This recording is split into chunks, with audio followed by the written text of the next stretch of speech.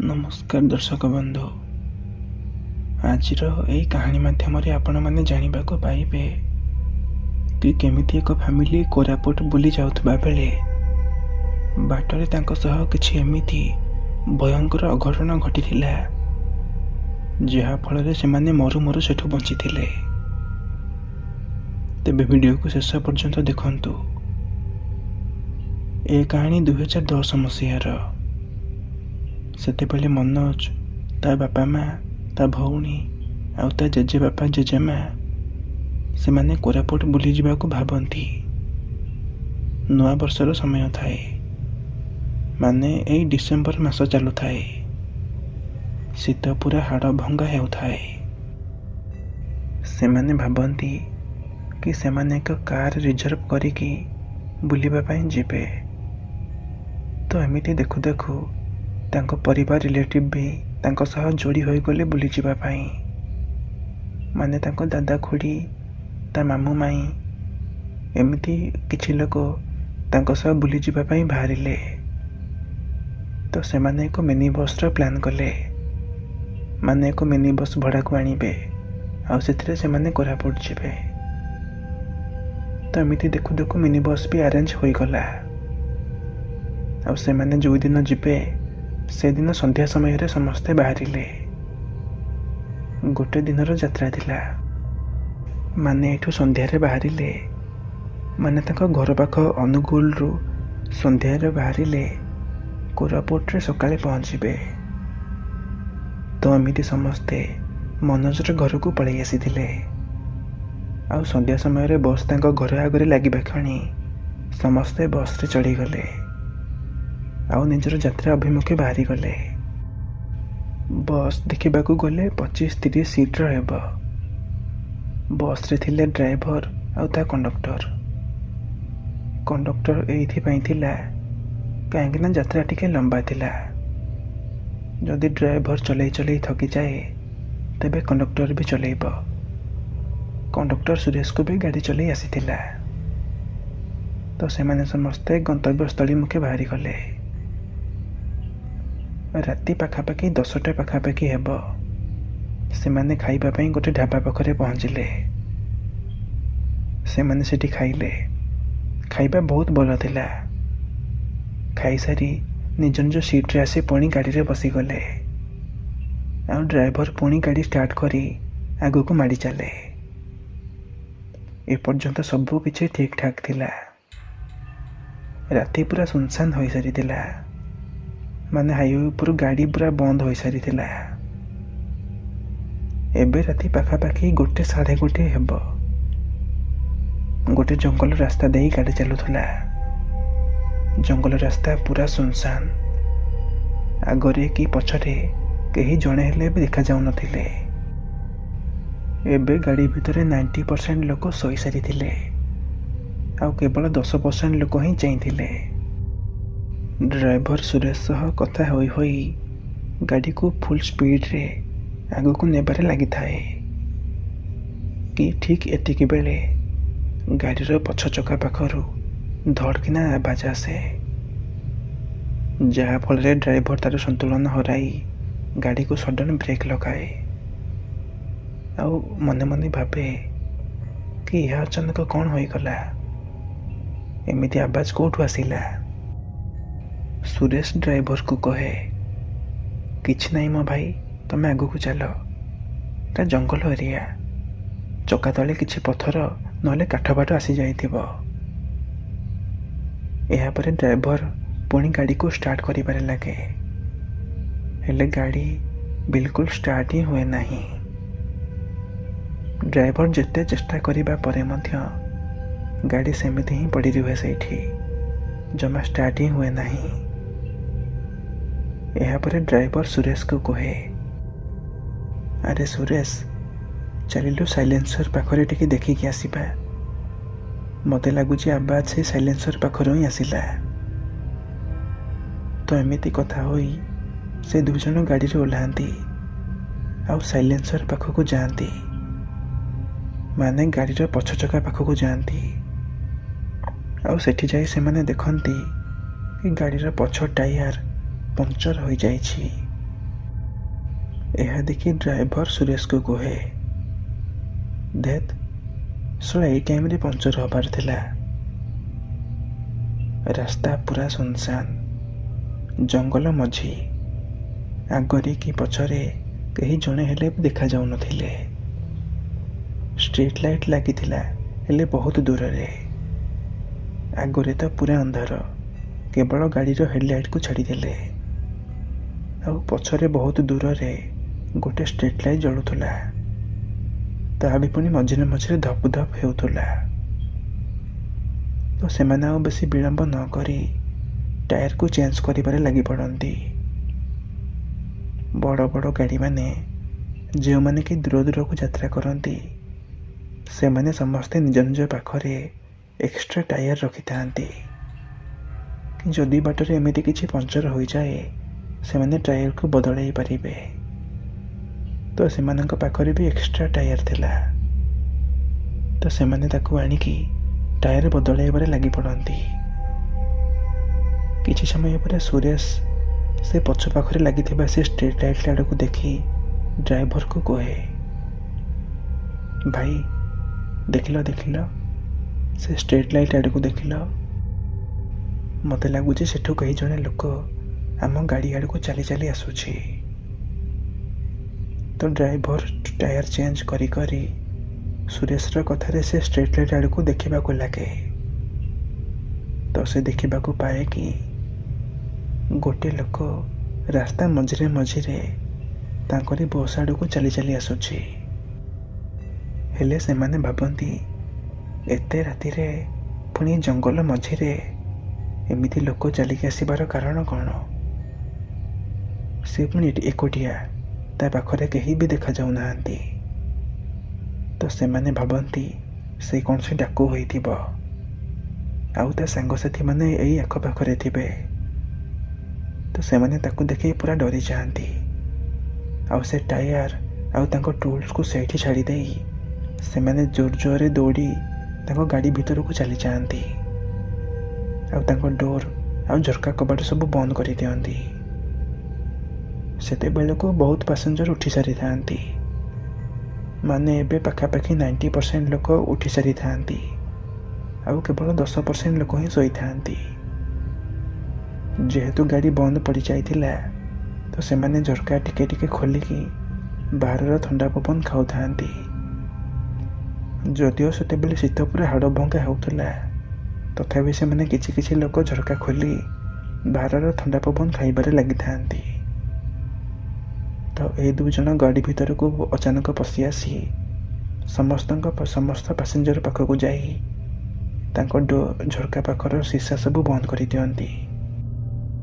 ତ ସେମାନେ ଏମିତି ତରବରରେ ଡୋର ଆଉ ଝରକାର ସିସା ବନ୍ଦ କରୁଥିବାର ଦେଖି ମନୋଜର ଜେଜେବାପା ଡ୍ରାଇଭରକୁ କୁହେ, ଆରେ ପୁଅ କ'ଣ ହେଇଛି?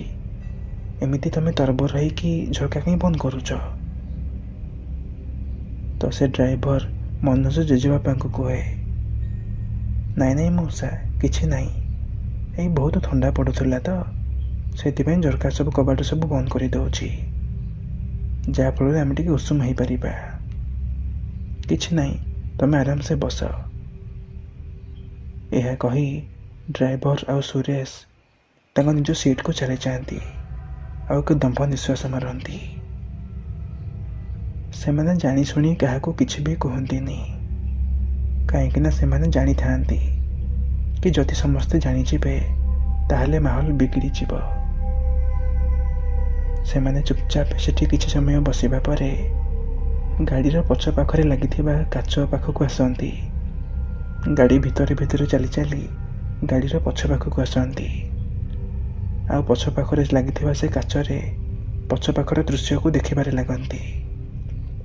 ସେମାନେ ଦେଖନ୍ତି କି ଯେଉଁ ଲୋକ ସେ ଷ୍ଟ୍ରିଟ୍ ଲାଇଟ୍ ପାଖରୁ ଚାଲି ଚାଲି ତାଙ୍କ ଗାଡ଼ି ଆଡ଼କୁ ଆସୁଥିଲା, ଏବେ ସେଠାରେ କେହି ବି ନାହାନ୍ତି। ସେ ଲୋକ ଆଉ ସେଠି ଦେଖାଯାଉନି।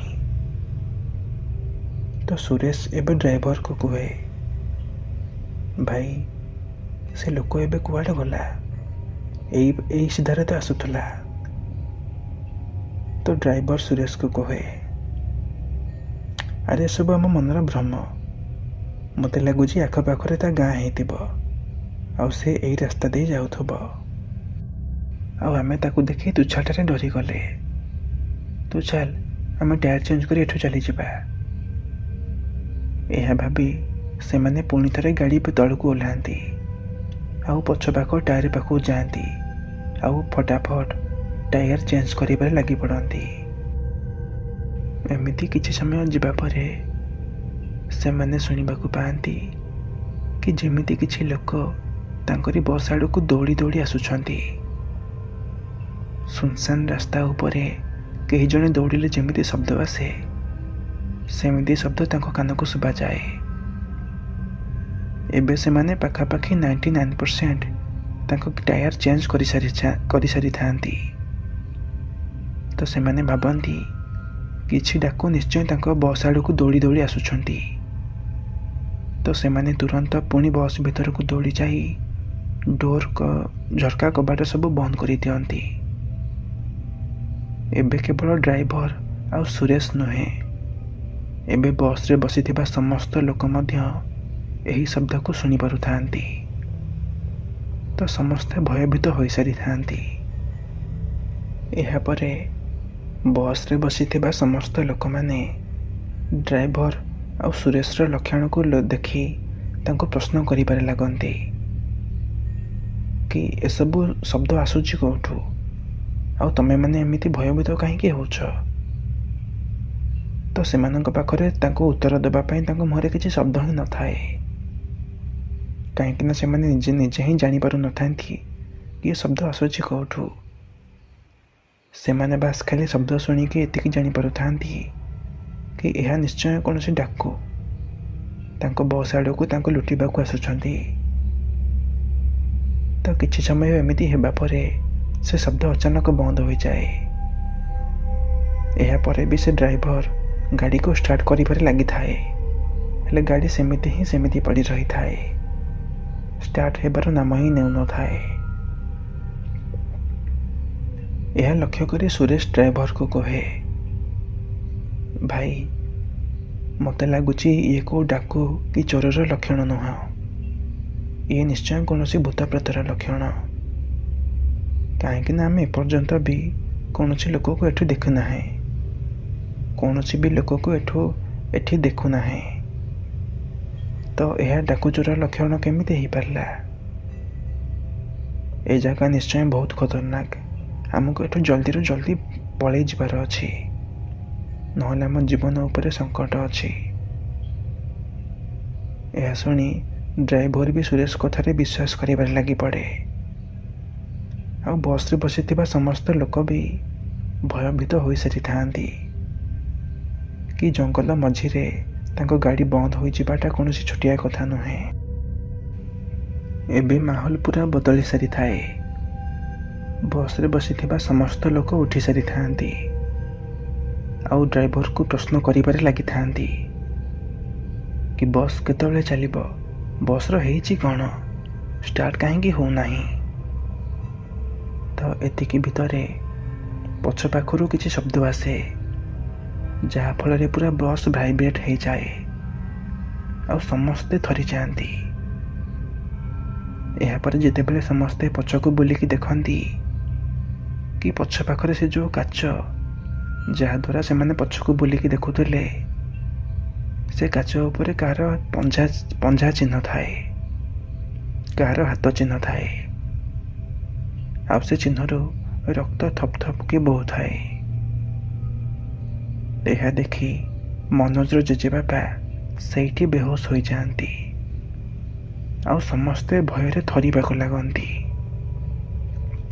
ସମସ୍ତେ ଭାବନ୍ତି ଆଜି ଆମେ ଏଠି ସମସ୍ତେ ନିଶ୍ଚୟ ମରିବା, ଆଜି ଆମର ଏଇଠି ଶେଷ ଦିନ। ତ ଏତିକି ଭିତରେ ସମସ୍ତେ ଡରିକି ଥରିବାକୁ ଲାଗିଥାନ୍ତି କି ଏହା ଭିତରେ ବସ୍ର ଛାତ ଉପରୁ କେହି ଜଣେ ଦୁଲକି ପଡ଼ିବାର ଶବ୍ଦ ଶୁଭାଯାଏ। ତ ଏହିସବୁ ଗତିବିଧିକୁ ଲକ୍ଷ୍ୟ କରି ସମସ୍ତେ ଥର ଥର କଣ୍ଠରେ ହନୁମାନ ଚାଳିଶା ପାଠ କରିବାକୁ ଲାଗନ୍ତି। ସମସ୍ତ ପରିବାର ଭଗବାନଙ୍କ ଉପରେ ବିଶ୍ୱାସ ରଖିଥାନ୍ତି, ପୂଜାପାଠ ଉପରେ ବିଶ୍ୱାସ ରଖନ୍ତି, ସେଥିପାଇଁ ସମସ୍ତେ ମିଶି ହନୁମାନ ଚାଳିଶା ପାଠ କରିବାରେ ଲାଗିଥାନ୍ତି। ସୁରେଶ ମଧ୍ୟ ସେ ସମସ୍ତଙ୍କୁ ଲକ୍ଷ୍ୟ କରି ତାଙ୍କ ସହ ହନୁମାନ ଚାଳିଶା ପାଠ କରିବାରେ ଲାଗେ। ତାକୁ ହନୁମାନ ଚାଳିଶା ଆସିନଥିଲେ ମଧ୍ୟ ସେ ସମସ୍ତଙ୍କ କଥାର ପାଳି ଧରି ଧୀରେ ଧୀରେ ପଢ଼ିବାକୁ ଲାଗେ। ହେଲେ ଡ୍ରାଇଭର ପୁରା ତା ହାତ ଗୋଡ଼ ଥରିବାକୁ ଲାଗିଥାଏ। ସେ ବସ୍କୁ କେମିତି କଣ୍ଟ୍ରୋଲ କରିବ ନିଜେ ହିଁ ଜାଣିପାରୁନଥାଏ। ତ ସୁରେଶ ଡ୍ରାଇଭରକୁ ଦେଖି ଡ୍ରାଇଭରକୁ ତା ସିଟ୍ରୁ ଉଠାଏ ଆଉ ନିଜେ ଡ୍ରାଇଭିଂ କରିବାକୁ ବସି ପଡ଼େ। ତ ଜୟ ବଜରଙ୍ଗବାଲି କହିକି ସେ ଚାବିକୁ ମୋଡ଼େ ଆଉ ଷ୍ଟାର୍ଟ କରିବାକୁ ଚେଷ୍ଟା କରେ। ହେଲେ ଏଥର ଗାଡ଼ି ଷ୍ଟାର୍ଟ ହେଇଯାଏ ଆଉ ସେ ଫୁଲ୍ ସ୍ପିଡ଼ରେ ଗାଡ଼ିକୁ ଆଗକୁ ନେବାରେ ଲାଗେ। ହେଲେ କିଛି ବାଟ ଆଗକୁ ଯିବା ପରେ ସୁରେଶ ପୁଣି ଥରେ ଗାଡ଼ିର ବ୍ରେକ୍ ଲଗାଏ ଆଉ ସମସ୍ତେ ଗାଡ଼ିର ଆଗକୁ ଦେଖିବାରେ ଲାଗନ୍ତି। ଗାଡ଼ିର ହେଡ଼ଲାଇଟ୍ରେ ଏହା ପୁରା ସ୍ପଷ୍ଟ ଭାବରେ ନଜର ଆସୁଥାଏ କି ଗାଡ଼ିର ଆଗରେ ମାନେ ରାସ୍ତାର ଠିକ୍ ମଝାମଝି ଗୋଟେ ଲୋକ ଛିଡ଼ା ହୋଇଥାଏ, ଯିଏକି ଧଳା କଲରର ଧୋତି, ବେକରେ ଗାମୁଛା ଆଉ ବେକରେ ଗୋଟିଏ ମାଳ ପିନ୍ଧିଥାଏ ଆଉ ତା ଆଖିର କଳା ଡୋଳା ଦେଖାଯାଉନଥାଏ ଆଉ ତା ଦେହର ରଙ୍ଗ ପୁରା ଧଳା। ସେ ତାଙ୍କ ରାସ୍ତାର ମଝାମଝି ହିଁ ଛିଡ଼ା ହୋଇଥାଏ ଆଉ ତାଙ୍କ ବସ୍କୁ ଏକ ଲୟରେ ଚାହିଁବାରେ ଲାଗିଥାଏ। ଏହା ଦେଖି ସମସ୍ତେ ପୁରା ଭୟଭୀତ ହୋଇଯାଆନ୍ତି। ସେ ଲୋକ ସହିତ ସେମାନେ ଏହା ବି ଦେଖିବାକୁ ପାଆନ୍ତି କି ତାଙ୍କ ଗାଡ଼ି ସାଇଡ୍ରୁ ଗୋଟେ ସ୍ତ୍ରୀ ଲୋକ ଜଙ୍ଗଲ ଆଡ଼କୁ ଦୌଡ଼ି ଯାଉଛି ଆଉ କେତେବେଳେ ପଛ ପାଖରୁ। ତ ଆଉ ବିଳମ୍ବ ନ କରି ସୁରେଶ ଜୟ ବଜରଙ୍ଗବାଲି କହିକି ଗାଡ଼ିକୁ ପୁଣି ଥରେ ଆଗକୁ ନେବାରେ ଲାଗେ ଆଉ ଯେମିତି ଗାଡ଼ି ସେ ଲୋକ ପାଖରେ ପହଞ୍ଚିଛି ସେ ଲୋକ କୁଆଡ଼େ ଗାୟବ ହୋଇଯାଏ। ତ ଏମିତିରେ ସୁରେଶ ବହୁତ ସାହସର ସହିତ ଗାଡ଼ିକୁ ଫୁଲ୍ ସ୍ପିଡ଼ରେ ଆଗକୁ ନେବାରେ ଲାଗେ ଆଉ ଗାଡ଼ିରେ ବସିଥିବା ସମସ୍ତ ଲୋକ ମଧ୍ୟ ହନୁମାନ ଚାଳିଶା ସେମିତି ପାଠ କରିବାରେ ଲାଗିଥାନ୍ତି। ତ ସେମାନେ ତାଙ୍କ ଗନ୍ତବ୍ୟସ୍ଥଳୀ ପାଖାପାଖି ପହଞ୍ଚି ସାରିଥାନ୍ତି। ପାଖାପାଖି ସକାଳ 5ଟା ହୋଇସାରିଥାଏ। ତାଙ୍କ ଗନ୍ତବ୍ୟସ୍ଥଳୀଠାରୁ ମାତ୍ର 4-5 କିଲୋମିଟର ଦୂରରେ ଗୋଟେ ହନୁମାନ ମନ୍ଦିର ସେମାନେ ପାଆନ୍ତି ଆଉ ଗାଡ଼ିକୁ ସେହି ହନୁମାନ ମନ୍ଦିର ପାଖରେ ଛିଡ଼ା କରି ସମସ୍ତେ ମନ୍ଦିର ଭିତରକୁ ଦୌଡ଼ି ଯାଆନ୍ତି। ମନ୍ଦିରର ପୂଜାରୀ ମଧ୍ୟ ମନ୍ଦିରକୁ ଆସି ସାରିଥାଏ। ତ ସେମାନେ ସେ ପୂଜାରୀକୁ ସବୁ ଘଟଣା ଗୋଟି ଗୋଟି କରି କୁହନ୍ତି। ତ ସେ ପୂଜାରୀ ସମସ୍ତଙ୍କୁ କୁହେ କିଛି ବର୍ଷ ତଳେ ଗୋଟେ ଛୋଟ ପରିବାର ତାଙ୍କ କାରରେ ଏହି ରାସ୍ତା ଦେଇ ଯାଉଥିଲେ କି ଠିକ୍ ସେତିକି ବେଳେ ତାଙ୍କ ପଛ ପାଖର ଗୋଟେ ଟ୍ରକ୍ ଆସି ତାଙ୍କ ଉପରେ ଚଢ଼ାଇ ଦିଏ। ସମସ୍ତେ କୁହନ୍ତି କି ଟ୍ରକ୍ ବାଲା ମଦ ନିଶାରେ ଥିଲା ଆଉ ସେ ଟ୍ରକ୍କୁ ଫୁଲ୍ ସ୍ପିଡ଼ରେ ଆଣିକି ତାଙ୍କ ଗାଡ଼ି ଉପରେ ଚଢ଼ାଇ ଦେଲା ଆଉ ସେହି ଗନ୍ତବ୍ୟସ୍ଥଳରେ ହିଁ କାରରେ ବସିଥିବା ସମସ୍ତ ଲୋକଙ୍କର ମୃତ୍ୟୁ ହୋଇଯାଏ। ହେଲେ ସେହି କାରରେ ଜଣେ ସ୍ତ୍ରୀ ଲୋକ ଥିଲା ଯିଏକି ଗୁରୁତର ଆହତ ହୋଇ ଛଟପଟ ହେଉଥିଲା। ହେଲେ ସେ ଟ୍ରକ୍ ବାଲାକୁ ସେସବୁ କିଛି ବି ଫରକ ପଡ଼ିଲା ନାହିଁ। ସେ ତା ଗାଡ଼ିକୁ ସାଇଡ୍ କରି ଆଗକୁ ମାଡ଼ିଗଲା ଆଉ ସେହି ସ୍ତ୍ରୀ ଲୋକ ସେଇଠି ଛଟପଟ ହେଇ ନିଜ ମୃତ୍ୟୁବରଣ କଲା। ଏହାପରେ ସେ ରାସ୍ତାରେ ଯାଉଥିବା ପ୍ରତ୍ୟେକ ଲୋକ ଏହା କୁହନ୍ତି କି ସେହି ସ୍ତ୍ରୀ ଲୋକକୁ ସେମାନେ ରାସ୍ତା ପାଖରେ ଦେଖନ୍ତି କିନ୍ତୁ ସେ ସ୍ତ୍ରୀ ଲୋକ କାହାର ବି କିଛି ବି କ୍ଷତି କରେ ନାହିଁ। ପୂଜାରୀ ତାଙ୍କୁ ଏହା କୁହେ କି ସେ ସ୍ତ୍ରୀ ଲୋକ ବୋଧେ ଏହା ଜାଣିସାରିଛି କି ତାର ମୃତ୍ୟୁ ହୋଇସାରିଛି, ଖାଲି ସେ ସମସ୍ତଙ୍କୁ ଏହା ଜଣାଇବାକୁ ଚାହୁଁଛି କି ମୁଁ ଏଇଠି ଅଛି, ସିଏ ସେଠି ଅଛି ବୋଲି ଦର୍ଶାଉଛି। ସିଏ ସମସ୍ତଙ୍କୁ ମାନେ ସେ ରାସ୍ତାରେ ଯାଉଥିବା ପ୍ରତ୍ୟେକ ଲୋକଙ୍କୁ ଏହା ଜଣାଇବାକୁ ଚାହୁଁଛି କି ଯଦି ମୋର ଅଘଟଣ ଟାଇମ୍ରେ ମୋତେ କେହି ଦେଖିଥାନ୍ତେ ତାହେଲେ ମୋର ମୃତ୍ୟୁ ହୋଇନଥାନ୍ତା। ସେ ରାସ୍ତାରେ ଯାଉଥିବା ପ୍ରତ୍ୟେକ ଲୋକ ତାକୁ ଦେଖନ୍ତି, ତାର ଗତିବିଧିକୁ ଲକ୍ଷ୍ୟ କରନ୍ତି, ତାର ଉପସ୍ଥିତିକୁ ଜାଣନ୍ତି। ହେଲେ ସେ ସ୍ତ୍ରୀ ଲୋକର ଆତ୍ମା ଆଜି ପର୍ଯ୍ୟନ୍ତ ବି କାହାର କିଛି କ୍ଷତି କରିନାହିଁ।